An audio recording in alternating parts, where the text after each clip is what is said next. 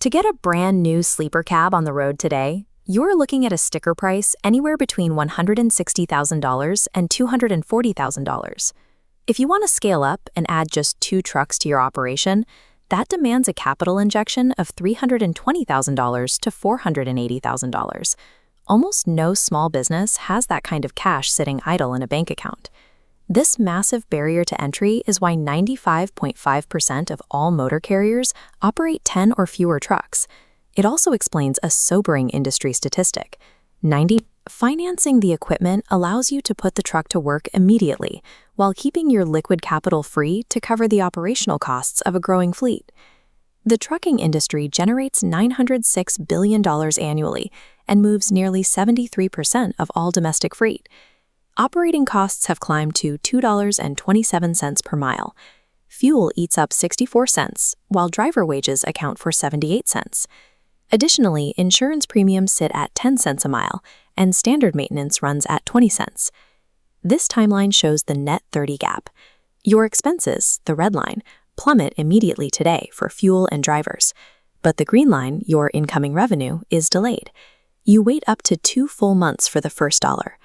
Turning down contracts restricts your revenue, but buying a truck outright with cash drains the exact liquidity you need to survive that net 30 gap. This is why commercial truck financing works differently than a standard bank loan. Lenders approve applications with lower credit scores because the truck itself is strong collateral in a highly liquid resale market. There is a trade-off. Borrowers with lower credit will pay a higher interest rate, but the benefit is securing the revenue-generating asset without zeroing out your operating accounts. The parameters are built for rapid scaling. Buyers access zero down payment options, get funding in 48 hours, and secure capacities up to $5 million. Those loan terms run between 2 and 7 years. That converts a massive upfront capital drain into a predictable monthly liability, protecting the daily liquid cash you need to float your driver and fuel costs. Buyers target the used truck sweet spot, trucks 3 to 7 years old with 300,000 to 500,000 miles. A new truck loses 30% of its value in year 1, but in this sweet spot, depreciation flattens out to 8 to 12% per year. Financing a sweet spot used truck acts as a tactical maneuver. It adds revenue-generating capacity while preserving the cash buffer you need to manage broker delays. The 2018 to 2020 Freightliner Cascadia lists between $60,000 and $120,000. It delivers 7 to 8 mpg with a massive nationwide service network. The trade-off is that the Cascadia is standard. It lacks the premium legacy prestige that some veteran drivers look for in a long-term rig.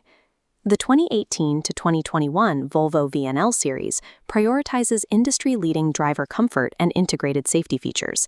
That comfort comes with higher upfront acquisition costs.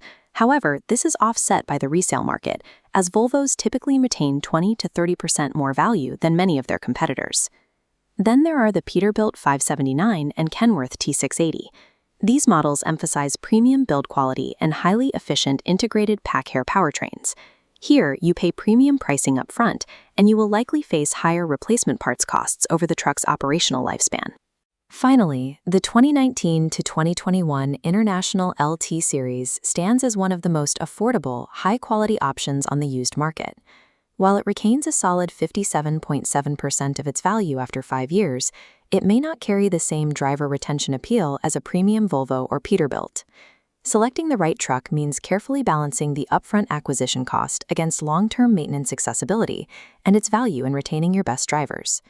Once you acquire the equipment, the financial strategy shucks to taxes.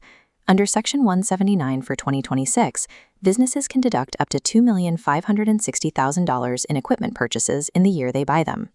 The qualification is straightforward. Heavy commercial trucks over 14,000 pounds gross vehicle weight rating qualify for the full first-year deduction. This flowchart illustrates the return on investment. You deduct the entire $180,000 purchase from taxable income, returning $40,000 to $55,000 at tax time. The $4,090,000 phase-out threshold makes this perfectly accessible for a 2 or 3 truck expansion. Executing a strategic financing plan alongside Section 179 allows you to grow your operational capacity while using tax returns to refill your working capital reserves. Picture it. It's 5:30 a.m. on a Monday morning. You pull onto your own lot with a coffee in hand as the sun rises.